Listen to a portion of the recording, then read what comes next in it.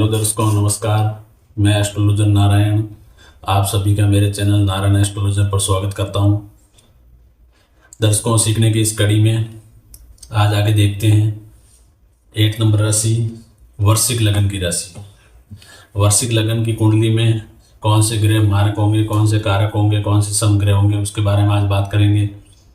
इससे पहले हमने बात किया था मेष लगन की कुंडली का, वृषभ लगन की कुंडली का, मिथुन लगन की कुंडली का, कर्क लगन की कुंडली का, सिंह लगन की कुंडली का और कन्या और तुला लगन की कुंडली का। उन कुंडलियों में योग कारक, मारक और समग्रहों के बारे में बात किया था। आज नेक्स्ट बात करते हैं वृश्चिक लगन की कुंडली की। तो दर्शकों, पहले बात किया था योग कारक, मारक, समग्रहों का। इस बेस पे मित्र और शत्रु के आधार पे जो चार्ट लगा हुआ है, इसका पहले भी मैंने एक डिटेल में वीडियो भी डाल रखा है। बाकी अपन भाव भी देखते हैं, थोड़ा केंद्र और त्रिकोण के घर के अकॉर्डिंग भी देखते हैं, अष्टम टू अष्टम थ्योरी भी देखते हैं और ग्रहों के तत्वों के बेस पे भी डिसाइड करते हैं ग्रह मारक होगा या कारक होगा। तो दर्शकों, आज नेक्स्ट लेते हैं 8 नंबर वृश्चिक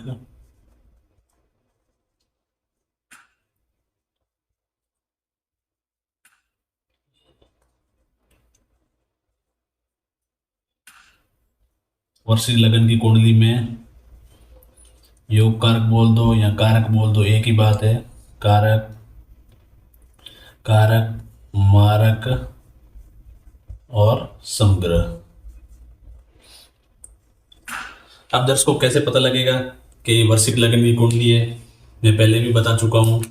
फर्स्ट हाउस है, उसमें उसके अंदर 8 नंबर राशि आएगी, तो इससे पता लगेगा 8 नंबर राशि है वृश्चिक, तो ये वृश्चिक लगन की कुंडली होगी। और इसके लग्नेश कौन होंगे? जो वृश्चिक राशि के स्वामी है मंगल देव, वो इस लगन की कुंडली में लग्नेश होंगे। तो यहाँ पे 8 नंबर आएगा, तो इस घर में 9 number, 10 number, 11 number, 12 number, 1 number, 2 number, 3, 4, 5, 6 और 7। तो दर्शकों, इस कुंडली में लग्नेश कौन हो गए? मंगल देव।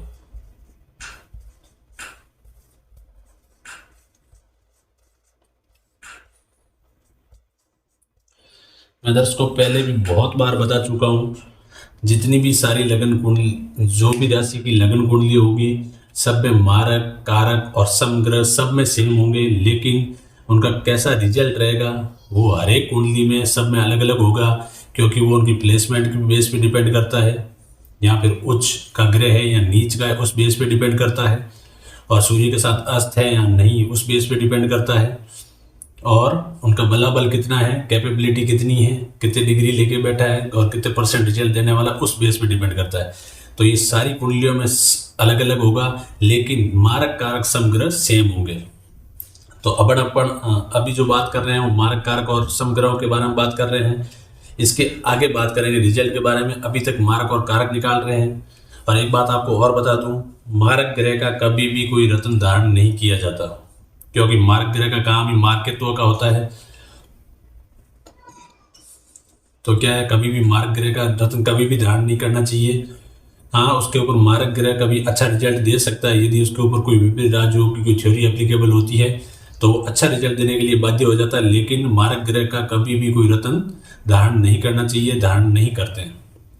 योग कारक ग्रह का रत्न धारण कर सकते हैं यदि वो योग कारक ग्रह अच्छी जगह प्लेस्ड हो गया है, अच्छे घर में प्लेस्ड हो गया है और अच्छा फल देने के लिए बाध्य हो चुका है और वो उच्च का है, तो उसका रत्न धारण करना चाहिए। रत्न एक ही काम करता है। मान लो कोई भी ग्रह है, उच्च का है, योग कारक है, अच्छा ग्रह है और उसकी कैपेबिलिटी कम है, डिग्री वाइज बलाबल उसमें कम है, तो आप रत्न धारण करके उसका डिग्री वाइज बलाबल बढ़ा सकते हैं और उसका रिजल्ट बढ़ा सकते हैं, क्योंकि वो जब तक के लिए योग कारक ग्रह होता है, अच्छे फल देने के लिए बाध्य होता है, तो उसकी डिग्री बढ़ा सकते हैं, उसके लिए रत्न दान किया जाता है।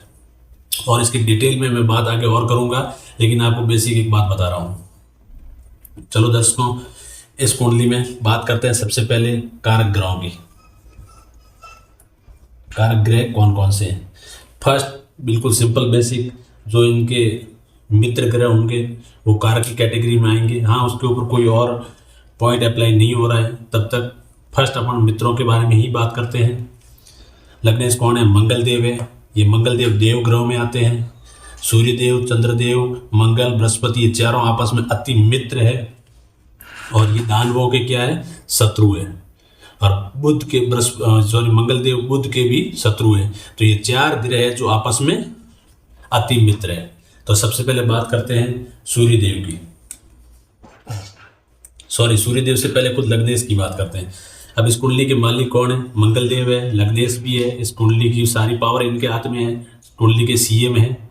तो क्या होंगे, ये फर्स्ट हाउस में बैठे हैं और लग्नेश होने के साथ साथ ये इस कुंडली के क्या होंगे, अति योग कारक ग्रह होंगे खुद मंगल देव। क्योंकि इस कुंडली की सारी कंट्रोलिंग पावर किसके हाथ में है, मंगल देव के हाथ में है। और ये फर्स्ट हाउस के मालिक है, स्वामी है और साथ में लग्नेश भी है। तो इस कारण से ये सबसे अति योग कारक ग्रह बनेंगे वृश्चिक लग्न की कुंडली में, खुद लग्नेश, मंगल देव। इनके बाद इनके मित्र सूर्य देव की बात करते हैं। सूर्य देव की कौन सी राशि है, सूर्य देव की 5 नंबर राशि है सिंह। अब इस कुंडली में 5 नंबर कौन से घर में बैठी है, 5 नंबर राशि 10वें घर में बैठी है। घर हमेशा फिक्स होता है, ये 10वां घर है। ये 5 नंबर राशि है जो 10वें घर के अंदर आई है। 5 नंबर राशि है सिंह है और इस 5 नंबर राशि के स्वामी है सूर्य देव, मतलब 10वें घर के स्वामी हो गए सूर्य देव। अब सूर्य देव को कौन सा घर मिला है, केंद्र का घर मिला है। ये 1 नंबर, 4 नंबर, 7 नंबर, 10 नंबर, ये चारों केंद्र के घर है। ये 1 नंबर, ये 5 नंबर, ये 9 नंबर, ये त्रिकोण के घर है। एक ट्रायंगल में है तीनों और ये सेंटर के घर है चारों, तो केंद्र के घर हो गए। तो इनको सूर्य देव को कौन सी राशि, कौन सा घर मिला है, केंद्र का घर मिला है, 10वां घर मिला है, कर्म का घर मिला है, कर्म कामकाज का घर मिला है। तो ये क्या हुआ, लग्नेश के अति मित्र होने के साथ साथ इनको घर भी बहुत अच्छा मिला है।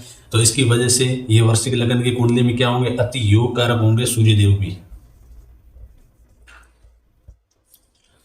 नेक्स्ट बात करते हैं चंद्रमा देव की। चंद्रमा देव की राशि कौन सी है, 4 नंबर राशि है कर्क और 4 नंबर राशि इस घर में कहाँ बैठी है, 9वें घर में। ये 9th हाउस है, 9th हाउस में 4 नंबर राशि आई है। 4 नंबर राशि के स्वामी है चंद्रदेव। तो इस घर के स्वामी मालिक कौन हो गए, चंद्रमा देव। हाँ, हो सकता है कोई भी ये लग्नेश कुंडली में, लग्न कुंडली में चंद्रमा देव प्लेस्ड कहीं पे भी हो सकते हैं, कोई से भी घर में बैठ सकते हैं। लेकिन इस 9वें घर के मालिक कौन होंगे, वो चंद्रमा देव होंगे।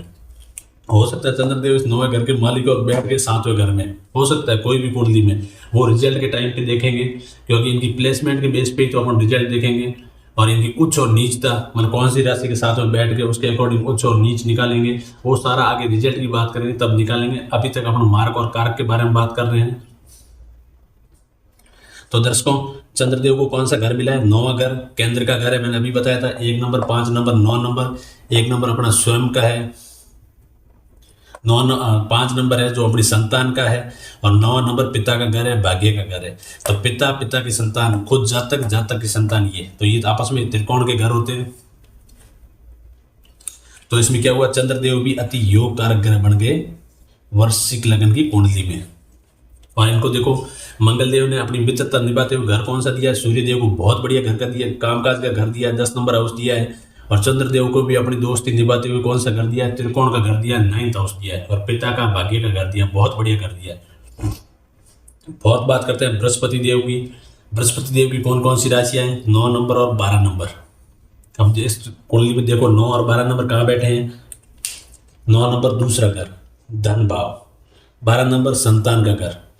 ये त्रिकोण का घर हो गया, एक त्रिकोण का घर मिला है और एक ये धन का घर मिला है। तो इनको भी मंगल देव ने अपनी दोस्ती मित्रता निभाते हुए बृहस्पति देव को भी 2 अच्छे घर दिए हैं, 2nd house and 5th house.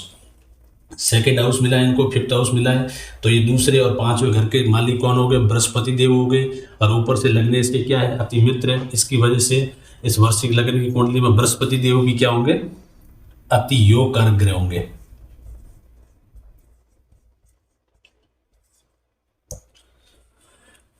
तो दर्शकों देखो, चारों देवग्रह, मंगल देव, सूर्य देव, चंद्रदेव और बृहस्पति देव, चारों के चारों देवग्रह वृश्चिक लग्न की कुंडली में अति योग कारक होते हैं। हाँ, इनका रिजल्ट बहुत सारी चीज़ों पे देखा जाता है, जो बार बार हर वीडियो में रिपीट करने का मेरा एक ही रीजन है, क्योंकि जब इसका प्रभाव देखेंगे तो ये वेरी इंपॉर्टेंट स्टेप रहेंगे कि ये किस बेस पे देखते हैं। ये अभी तक तो ये योग कारक है चारों। सबसे पहले कोई भी कुंडली का एनालिसिस करते हैं तो सबसे पहला स्टेप ये अपना ये होता है कि पहला उसका लग्नेश निकालो आप, और कौन से लगन की कुंडली है, कौन से लगन की कुंडली, और उसका लग्नेश कौन है, सबसे पहले ये पता करना है। वो फर्स्ट हाउस देख के पता कर लेंगे, उसमें जो राशि आएगी उस लगन की कुंडली होगी और उस राशि का जो स्वामी होगा वो उस कुंडली का लग्नेश होगा। ठीक है दर्शकों, उसके बाद नेक्स्ट बढ़ेंगे आगे, देखेंगे इस कुंडली में मारक और कारक ग्रह कितने हैं, कौन कौन से हैं मारक कारक, और कोई सम है तो सम कौन सा है। मैंने इनकी परिभाषा भी पहले बता चुका हूँ। मारक क्या करता है, मारक ग्रह जहाँ भी बैठता है, जहाँ भी अपनी दृष्टि डालता है और जहाँ भी जाता है उस घर को खराब करता है। और कारक ग्रह क्या करता है, जहाँ भी बैठेंगे, जहाँ अपनी दृष्टि डालेंगे और जहाँ आगे जाएंगे वो उस घर की क्या करेंगे, वृद्धि करेंगे हमेशा, और ये करेंगे खराब। और सम ग्रह क्या होता है, सम ग्रह एक तरीके से पूरक ग्रह है, वो उस जिस जिस मान लो लगन की कुंडली की बात कर रहे हैं उसके सम रहता है, अपनी प्लेसमेंट कहाँ बैठा है उसके अकॉर्डिंग फल देता है। अच्छे घर में बैठ जाता है तो सम होने के साथ साथ बहुत बढ़िया रिजल्ट दे देता है। यदि वो खराब घर में बैठ जाता है, खराब जगह पे बैठ जाता है तो वो रिजल्ट भी खराब देता है। ये अपनी प्लेसमेंट के अकॉर्डिंग रिजल्ट देता है। तो सबसे पहले कुंडली का लग्नेश और लगन की कुंडली निकालते हैं, फिर मारक कारक और सम ग्रहों की बात करते हैं जो अभी अपन कर रहे हैं। और लग्नेश लगन की ऑलरेडी मैं बता चुका हूँ, ये दो स्टेप एक तरीके से क्लियर हो गए हैं। इसके बाद नेक्स्ट बात करते हैं, कोई भी ग्रह उच्च के ग्रह कितने हैं, उच्च और नीच के ग्रह कितने हैं। उच्च और नीच का भी मैंने एक वीडियो डाल रखा है, कौन सी राशि के साथ में कौन सा ग्रह बैठता है तो उच्च का होता है, और कौन सी राशि के साथ में कौन सा ग्रह बैठता है तो नीच का होता है। ये पता करेंगे उच्च और नीच का कौन सा है। कोई भी ग्रह नीच का हो गया मतलब बुरा रिजल्ट देने के लिए बाध्य हो गया, और उच्च का हो गया मतलब अच्छा रिजल्ट देने के लिए बाध्य है। उच्च है योग कारक है तो वो बढ़िया, बहुत बढ़िया रिजल्ट देगा। तो इसमें उच्च और नीचता की बात करते हैं। उसके बाद देखते हैं वो ग्रह कहीं सूर्य के साथ अस्त तो नहीं है। ये सूर्य के साथ अस्त कैसे देखते हैं इसका भी मैंने एक वीडियो डाला है, बहुत बढ़िया तरीके से एग्जांपल देके एक्सप्लेन किया है। उसके बाद भी दर्शकों किसी को कोई चीज़ समझ में नहीं आती है तो प्लीज़ कमेंट कर दीजिएगा। लेकिन ये सूर्य के साथ अस्त कैसे देखते हैं ये सटीक आप उस वीडियो के अकॉर्डिंग देखना सीख लीजिए।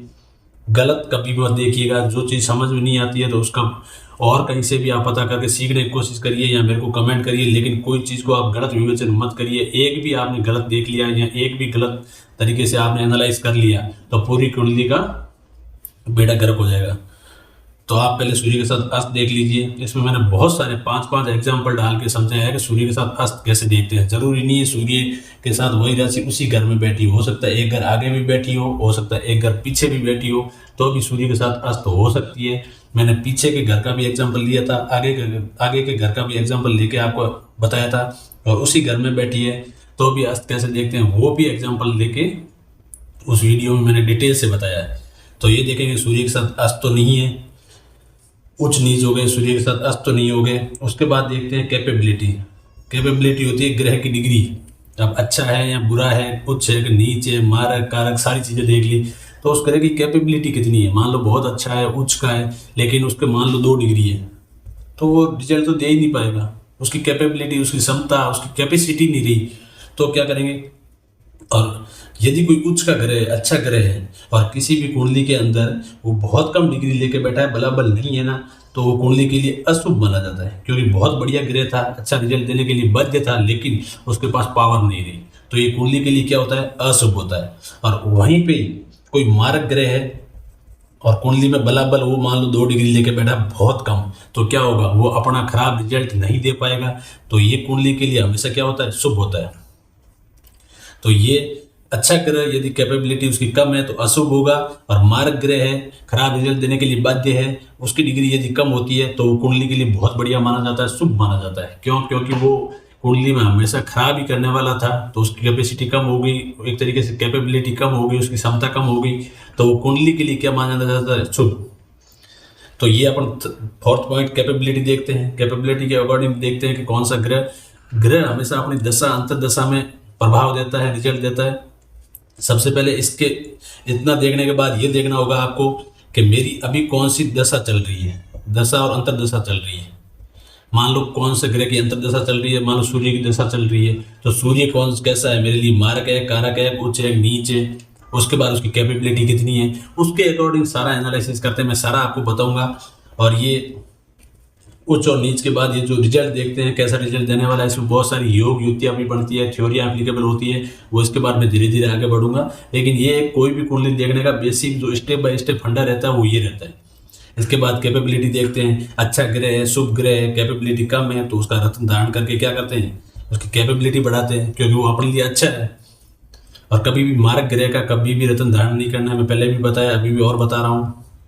इसके बाद धीरे धीरे आगे बढ़ेंगे, फिर कौन सा ग्रह खराब है तो उसके लिए क्या करना चाहिए, उसके प्रभाव को कम करने के लिए क्या दान करना चाहिए, कलर थेरेपी भी होती है, रत्न धारण भी होता है जो योग कारक ग्रहों के लिए होता है, मार्ग के लिए क्या करना चाहिए, सारी रेमेडी की बात करेंगे, रत्नों के बारे में बात करेंगे, कितने रत्ती का दान करना चाहिए, कौन से कलर यूज करना चाहिए, सारी चीज़ें आगे आगे धीरे धीरे आगे बढ़ेंगे।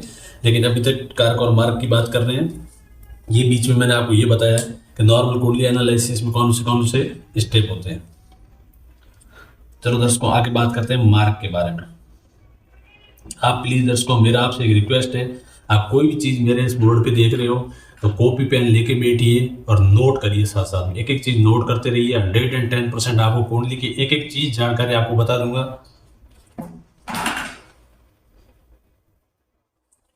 दर्शकों मैंने इतने टाइम में, जितना टाइम में मैंने मेरी स्टडी करके जो मैंने एक्सपीरियंस गेन किया है, सारा कुछ जितना भी मैंने प्रैक्टिकल अप्लाई किया, जो भी किया है, मैं 100% सारा का सारा नॉलेज इस वीडियो के थ्रू, इस मंच पे, इस चैनल के थ्रू सारा का सारा नॉलेज जानूंगा। उसके बाद भी आपकी इच्छा है और आगे पढ़ने की इच्छा है तो आप भूपेश कुमार ओझा की बुक पढ़ सकते हो, बहुत बढ़िया बुक है। लघु पराशरी पढ़ सकते हो, बहुत सारा है। लेकिन मैंने इतने सालों में जो मेरा एक्सपीरियंस मैंने गेन किया है, मैंने सारी जितनी स्टडियाँ की है वो सारा का सारा ट्राई करूँगा कि बिल्कुल 100% सारा का सारा नॉलेज इस चैनल के माध्यम से वीडियो के थ्रू आपके सामने डाल दूंगा।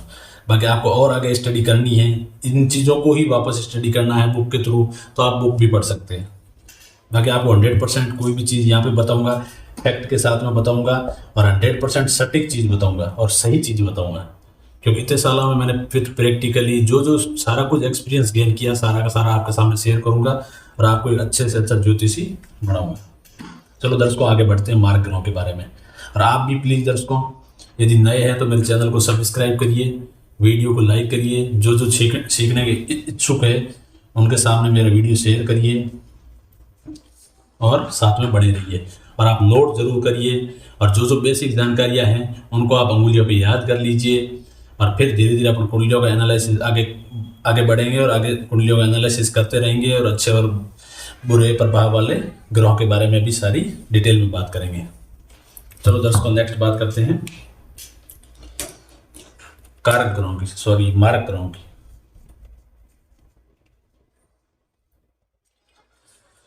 अब दर्शकों देव ग्रह चारों के चारों हैं, वो क्या है, चारों के चारों कारक है।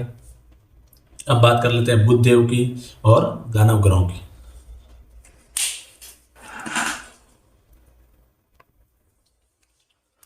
अब दर्शकों बुध देव की बात करते हैं तो बुध देव की कौन कौन सी राशियां हैं, मैं ये चार्ट और ये चार्ट तीनों साथ में लेकर चलता हूं हर एक लगन की कुंडली में मारक और कारक बताने से पहले, क्योंकि आप इसको देख के हेल्प लीजिए, उस चार्ट को देख के हेल्प लीजिए और किस बेस पे योग कारक मारक समग्रह निकालने हैं उसकी भी हेल्प लीजिए।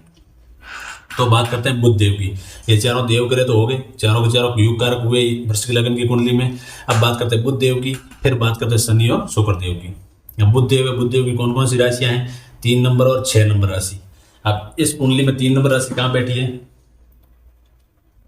8th हाउस में, और 6 नंबर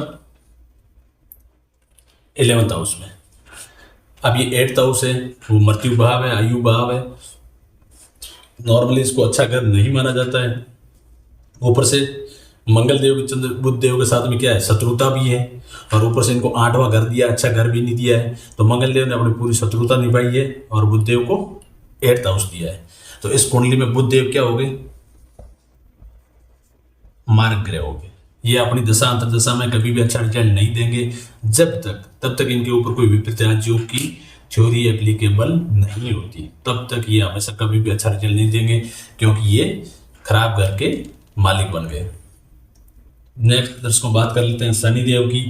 शनिदेव है, शनिदेव की कौन कौन सी राशियां हैं, शनिदेव की राशि है 10 नंबर और 11 नंबर। इस वर्ष के लगन में 10 नंबर और 11 नंबर कहाँ बैठी है, यहाँ बैठ के 10 नंबर और यहाँ बैठ के 11 नंबर। अब शनिदेव की जो दोनों राशियां हैं उनको घर मिला है, तीसरा घर और चौथा घर। अब देखो तीसरा घर और चौथा घर, तीसरा घर नॉर्मल घर है, ज्यादा सही घर नहीं है, चौथा घर लेकिन केंद्र का घर है, माता का भाव है, सारी सुख सुविधाओं का भाव है। अब देखो शनिदेव इनके लग्नेश मंगल देव के तो शत्रु है, लेकिन घर कौन सा मिला है? केंद्र का घर मिला है, चौथा हाउस मिला है, माता का भाव मिला है। इसकी वजह से क्या होंगे? शनि देव इस वृश्चिक लग्न की कुंडली में मारक नहीं होंगे, वो क्या होंगे? एवरेज प्लैनेट होंगे, सम प्लैनेट होंगे। इसकी मैंने बार बार परिभाषा ये आपको बताई है, जो ग्रह लग्नेश का शत्रु है लेकिन उसको बहुत बढ़िया घर मिल गया, बहुत बढ़िया कौन सा? भाव के आधार पर केंद्र या त्रिकोण का घर मिल गया। अब इनको केंद्र का घर मिल गया या इसकी जगह त्रिकोण का घर मिल जाता तो इसमें इनको कौन सा मिला है? केंद्र का घर मिल गया है, बहुत बढ़िया घर मिल गया। लेकिन वो क्या है? लग्नेश के शत्रु है, तो वो क्या होंगे? ग्रह सम ग्रह होंगे, और ये अपनी प्लेसमेंट के बेस पे क्या करेंगे? रिजल्ट देंगे अपनी दशा और अंतदशा में। तो ये शनिदेव क्या हुए? वृश्चिक लग्न की कुंडली में एवरेज प्लैनेट हुए, सम ग्रह हुए। नेक्स्ट बात करते हैं शुक्रदेव की। शुक्रदेव की कौन कौन सी राशियां हैं? 2 नंबर और 7 नंबर। अब इस कुंडली में 2 और 7 कहाँ कहाँ बैठे हैं? 2 नंबर राशि बैठी है 7 नंबर घर में, और 8 नंबर, 2 और 7 नंबर ये। अब देखो दर्शकों, इसमें एक तो केंद्र का घर मिला है और एक सही अच्छा घर नहीं मिला है। अब देखो मैंने पहले भी आपको बताया है, जब ये 7वें हाउस में आती है तो 8 to 8 अष्टम टू अष्टम थ्योरी एप्लीकेबल होती है, उसके अकॉर्डिंग मारक और कारक देखते हैं। तो उसमें क्या है? 7वें और दूसरे घर का मालिक यदि लग्नेश का एंटी पार्टी है, शत्रु है, तो ऑलवेज मारक माना जाएगा। घर तो इसका केंद्र का आ गया है, लेकिन इस घर में अष्टम टू अष्टम थ्योरी एप्लीकेबल होती है, तो इसमें ये थ्योरी एप्लीकेबल हो रही है। इस घर का स्वामी कौन है? शुक्रदेव। शुक्रदेव लग्नेश का क्या है? एंटी पार्टी है, शत्रु है, तो वो ऑलवेज मारक होगा। उसमें ये केंद्र के घर वाला जो सेकंड पॉइंट है वो अप्लाई नहीं होगा, क्योंकि इसमें ये थ्योरी एप्लीकेबल होती है इस घर में और इस घर में। ये अष्टम टू अष्टम थ्योरी है। ये 7वें और दूसरे घर का मालिक यदि लग्नेश का एंटी पार्टी है, लग्नेश का शत्रु है, तो वह हमेशा इस कुंडली के अंदर मारक होगा। तो इसकी वजह से शुक्रदेव क्या हो गए? इस वृश्चिक लग्न की कुंडली में मारक हो गए। और बाकी इन घरों में आता तो वो सम के बराबर माना जाता, लेकिन ये 7वें घर में अष्टम टू अष्टम थ्योरी एप्लीकेबल होती है, उसके अकॉर्डिंग शुक्रदेव क्या हो गए? मारक हो गए। तो दर्शकों 2 ग्रह मारक हुए, 4 ग्रह कारक हुए, 1 ग्रह सम हो गए, टोटल हो गए 7 ग्रह। 7 ही पिंड ग्रह है, 2 छाया ग्रह है राहु और केतु, वो अपनी प्लेसमेंट के अकॉर्डिंग रिजल्ट देते हैं। मित्र के घर में बैठ गए और मित्र सही घर में बैठा हुआ है तो बहुत बढ़िया रिजल्ट देते हैं, और शत्रु के घर में बैठ गए हैं तो वो उस घर को खराब भी करते हैं और रिजल्ट भी अच्छा नहीं देते हैं। तो वो उनकी प्लेसमेंट की बेस पे आगे जब इनकी प्लेसमेंट की बेस बात करेंगे उस टाइम राहु और केतु की प्लेसमेंट की बात करेंगे। तो दर्शकों ये हो गए वृश्चिक लग्न की कुंडली में योग कारक, मारक और समग्रह। एक बार थोड़ा रिवाइज करवा देता हूँ। ये सारी की सारी कुंडलियों में फिक्स है, ये बात मान के चलो और अपनी अंगुलियों में फिक्स कर लो। सारी जितनी भी 12 लग्न की कुंडलियां होंगी, मारक कारक समग्रह फिक्स होंगे, लेकिन रिजल्ट प्रभाव के टाइम पे अपने को बहुत सारी कुंडलियों का एनालिसिस करना पड़ेगा, तब जाके क्लियर होगा कि रिजल्ट कैसे देखना है। लेकिन ये तो मैं 12 की 12 लग्न कुंडलियों का 12 वीडियो में क्लियर कर रहा हूँ कि ये योग कारक है, ये मारक है और समग्रह है, लेकिन प्रभाव रिजल्ट अलग रहेंगे, वो आगे बात करेंगे। एक बार मैं इनका रिवाइज करवा देता हूँ। कारक ग्रह कौन से हुए? एक तो लग्नेश खुद हो गए, मंगल देव, इस कुंडली के लग्नेश है। इस कुंडली की सारी कंट्रोलिंग पावर किसके हाथ में है? मंगल देव के हाथ में है। और नेक्स्ट है सूर्यदेव, जो इनके अति मित्र है। ऊपर से इनको घर कौन सा मिला हुआ है? 5 नंबर राशि को घर मिला है, कर्म भाव 10वां घर, बहुत बढ़िया घर भी मिला है। और ऊपर से लग्नेश के क्या अति मित्र है, उसकी वजह से ये भी क्या हो गए? योग कारक ग्रह हो गए। चंद्रदेव की राशि है 4 नंबर त्रिकोण के घर में बैठी है, तो ये लग्नेश के अति मित्र भी है। इनको घर भी बहुत बढ़िया त्रिकोण का घर मिला है, पिता का घर मिला है, भाग्य का घर मिला है। उसकी वजह से एक तो घर भी अच्छा है, ऊपर से लग्नेश के साथ में मित्रता होने के नाते ये वृश्चिक लग्न की कुंडली में क्या हो गए? योग कारक हो गए। नेक्स्ट बृहस्पति देव की कौन सी राशियां हैं? 9 नंबर और 12 नंबर। 9 नंबर को कहाँ घर मिला है? 9 नंबर को ये मिला है, और 12 नंबर को त्रिकोण का घर मिला है। घर भी अच्छा है, लग्नेश के साथ में मित्रता भी है। उसके अकॉर्डिंग बृहस्पति देव को भी क्या है? योग कारक ग्रह है इस कुंडली में। तो इसका मतलब वृश्चिक लग्न की कुंडली में चारों के चारों जो देव ग्रह है सारे के सारे योग कारक है। अब इनके शत्रु ग्रहों की बात करें बुध देव की, तो बुध देव की राशियां कौन कौन सी है? 3 नंबर और 6 नंबर। ये 3 नंबर, ये 6 नंबर, तीसरा भी घर ज़्यादा अच्छा घर नहीं है, और 6 भी एवरेज घर है। लाभ का घर है, लेकिन उसको केंद्र और त्रिकोणों के घर से थोड़ा डाउन माना जाता है, क्योंकि सबसे बेस्ट होते हैं केंद्र के घर, उसके बाद त्रिकोण के घर, उसके बाद लाभ धन का घर होता है, और ये अच्छे घर नहीं माने जाते हैं। और ऊपर से क्या लग्नेश के साथ इनकी शत्रुता है, उसकी वजह से बुध देव क्या हो गए, मारक हो गए। बात करें शुक्रदेव की, शुक्रदेव की कौन कौन सी राशि है, 2 नंबर और 7 नंबर, ये 2 नंबर और ये 7 नंबर। अब 2 नंबर घर तो अच्छा है, लेकिन इस पे अष्टम टू अष्टम थ्योरी एप्लीकेबल होती है। इसके अकॉर्डिंग इस घर का स्वामी यदि लग्नेश का एंटी पार्टी है, शत्रु है, तो वो मार्क माना जाएगा। तो इस घर का स्वामी लग्नेश का शत्रु है और शुक्रदेव है, शुक्रदेव मंगलदेव के शत्रु है, इसकी वजह से शुक्रदेव क्या हो गए, मारक हो गए इस कुंडली में। और शनिदेव है, शनिदेव शत्रु तो है, लेकिन इनको घर कौन कौन से मिले हैं, ये तीसरा और चौथा घर। चौथा घर माता का भाव है, केंद्र का भाव है, और अपनी सारी सुख सुविधाओं का घर है। तो इसको डिपार्टमेंट बहुत बढ़िया मिला है, घर बहुत अच्छा मिला है। और शत्रु होने के नाते क्या है, शत्रुता वाल सॉरी ये लग्नेश के शत्रु भी है, उनको घर भी अच्छा मिला हुआ है। इसकी वजह से क्या होंगे, सम होंगे, मतलब शत्रु होने के साथ साथ इनको घर यदि अच्छा मिल जाता है, घर कौन सा, सेकंड पॉइंट भाव केंद्र और त्रिकोण के आधार पर यदि अच्छा घर मिल जाता है, तो ग्रह उस कुंडली में क्या होता है, सम ग्रह होता है, मारक कभी नहीं होता। इसकी वजह से शनिदेव इस कुंडली में सम हो गए, और अपनी प्लेसमेंट जहाँ बैठेंगे उसके अकॉर्डिंग वो क्या करेंगे, रिजल्ट देंगे। और मार्क और कारक में भी सेम है, इनकी भी प्लेसमेंट कैसी रहती है, उच्च नीच कैसे रहते हैं, सारा कुछ आगे देखेंगे। अभी तक की ये मारक कारक और समग्रह है। तो वार्षिक लग्न की कुंडली में 4 देव ग्रह है, वो योग कारक है, 2 मारक है और 1 समग्रह है। चलो दर्शकों, अब आगे बात करूंगा मैं 9वीं धनु राशि की अगले वीडियो में। तब तक के लिए मिलते हैं। प्लीज़ आप कॉपी पेन लेके नोट करते रहिए और साथ साथ में सीखते रहिए। 100% आप अच्छे ज्योतिष बनेंगे। और मैं सारी की सारी A to Z इसकी जो बेसिक जानकारी होगी, एनालिसिस होगा, क्या क्या देखना होता है, कैसे देखना होता है, सारा का सारा कंप्लीट कोर्स मैं सिखा दूंगा आपको। आप कॉपी पेन लेके बैठिए, साथ साथ नोट करते रहिए और सीखते रहिए, एंजॉय करिए। चलो दर्शकों, मिलते हैं अगली वीडियो में।